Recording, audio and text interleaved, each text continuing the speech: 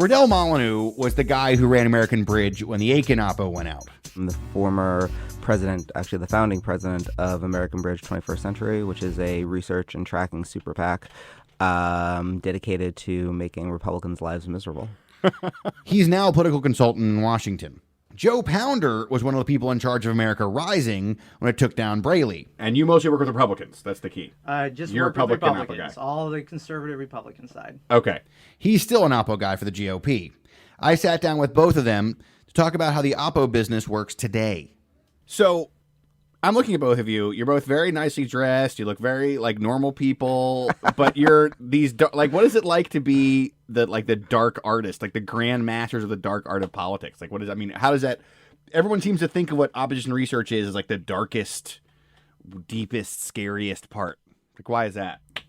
Well, I mean, if you watch the movies, it's always the Oppo guy in the corner who's like big, burly, disheveled, usually has a stack of papers or whatnot, or is about to go dive into a dumpster looking for the best personal Oppo he can find.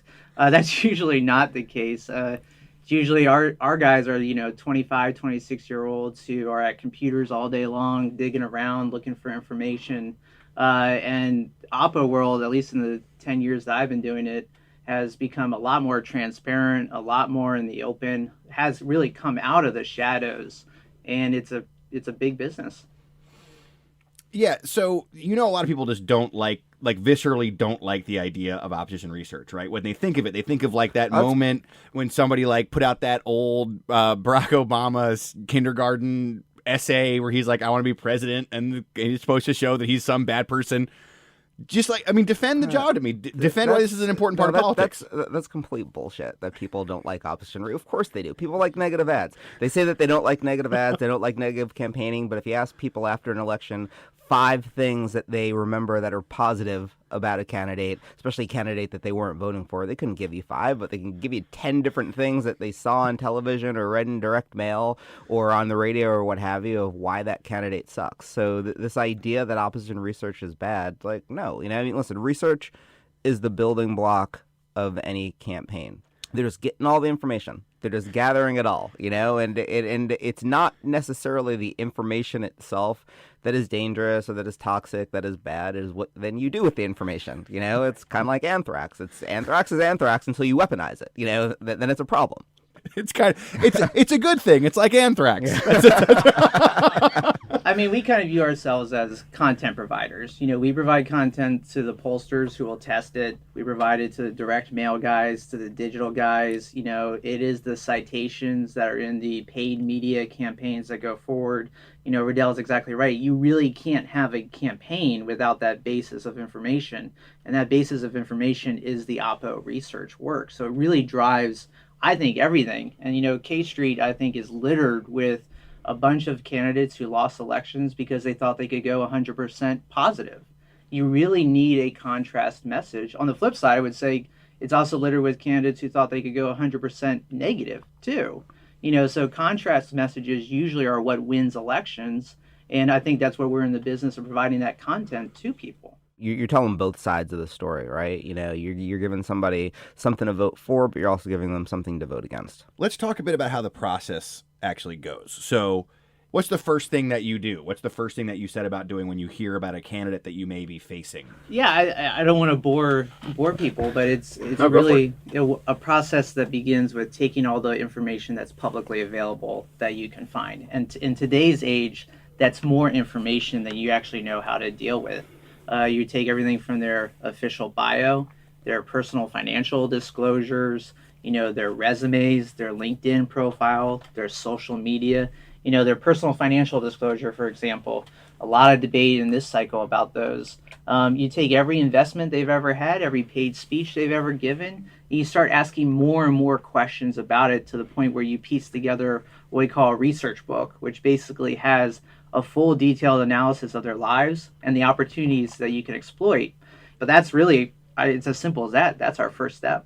So you pull that together and you get this big book.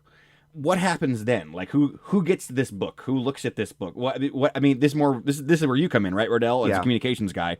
What do you do? So, someone like Joe would make this book up, and you get it. What do you do then? What you're looking for it's not that one killer opposition research, the time they did this or that. You're looking for narratives. So you're looking for proof points of a bigger thing. So let's just take, for example, with Trump, right? It's not necessarily that, that he said what many would consider racist things about a judge of Mexican heritage who was born in the United States. It's that you're trying to paint the narrative. He's done a pretty good job of himself, but trying to paint the narrative that he's racist and xenophobic, right? So that becomes one proof point. Or actually, to tell you the truth, that's not even opposition research. He introduced that in, right? Mm-hmm. So then, as a person who's using opposition research, you are now looking for what are the top 3, 4, 5 things that he has said that will help me make my larger overall narrative that he is a xenophobe and a racist, right? And then we start figuring out ways, are we going to get them to, to people like you in the media to write about them? Are we going to give them to ad makers to see whether or not, we can get them in, in ads and so on and so forth? And that's kind of how you build a campaign narrative. What happens if... what happens if you, Rodell, get an Oppo book that Joe made for a candidate that you have? I mean, does it really help you out if you were to see what he dug up? I mean, it sounds like a lot of it's public record. Because we're having this debate right now because it seems like a lot of Trump opposition research done by the DNC was maybe stolen by some Russian hackers or hackers and is now out there in the public world. Yeah. Is that a really bad day for the Democrats that all that stuff in that book is out there? It depends. This kind of goes back, and I mean, I won't make the anthrax joke again, but it really does matter. I mean, research is just it's just words on paper until you figure out a way to use it. If I got a hold of one of Joe's books about a candidate of mine or what have you, yeah, of course you'd want to read it to see what they have. At the same point, the other side of this, other than the opposition research. And we didn't do this at American Bridge. American Bridge is an opposition research super PAC, but campaigns are doing their own research on themselves. What else is different? And I wonder anything about this cycle specifically, because we have 2 candidates running for president right now who people really know a lot about on both sides, right? Does that make it harder to do opposition research on them, or does it make it easier?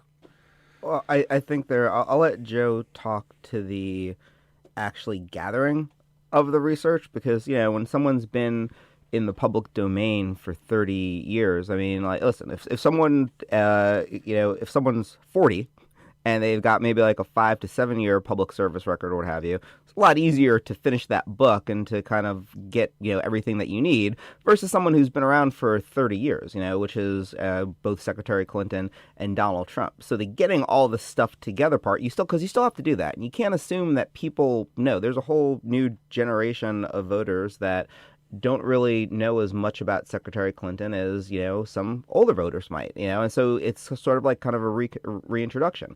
And on the Donald Trump piece of it, people know him, yes, as a celebrity, television star, but they don't know him as a policymaker. They don't know him. They don't really know his political beliefs or leanings. And tell you the truth, other than the fact that they know that he's in business, they don't really know what his business is and what he's done in that business. So in some ways, even though people say that they know both of these candidates or they think that they do, you're doing a lot of reintroduction to voters as to, no, this is who they really are. Yeah, I mean, when it comes to the gathering information, you're talking about 2 candidates who have a huge amount of data surrounding their professional, business, and personal lives. So the one thing that this cycle has really taught me, not only from the Rising standpoint, but then having taken a leave to do the Rubio campaign, was just how important time is. We began research on Hillary Clinton in 2013, and it took those 2-3 years to really gather all that information, get the narrative set, and to start pounding on things like trustworthiness or judgment and so forth. So it took, and all the foundation data and so forth, bringing that all together, it really takes time to put together that when I was with Marco Rubio and it finally came time for us to take on Donald Trump at the end of February 2016, there wasn't time. We had 4 days before Super Tuesday to really get narratives to set in. And one of the lessons I took away from the Rubio experience too was there has been a huge proliferation of, I would call them content farms, news or websites that purport to be news sites, but they're just aggregating stories all day long or rewriting stories. There are a lot of pro-Trump sites like that would take rumors that normally you would never make the news, would never make a mainstream news outlet, that they were just writing them up, posting them, and all of a sudden they would get out there. So that was like, it just really got to me how important it was to constantly be feeding stuff out there through any channel you could. And that, I think, is actually going to put more demands on the Oppo researcher guys to put together more information about the candidates that they're looking at, because I think, Rodell, you hit on it earlier, everything is an opportunity. It's finding the right channel for it. And now I think, especially after I saw in the primaries, there's a lot of channels to be fed.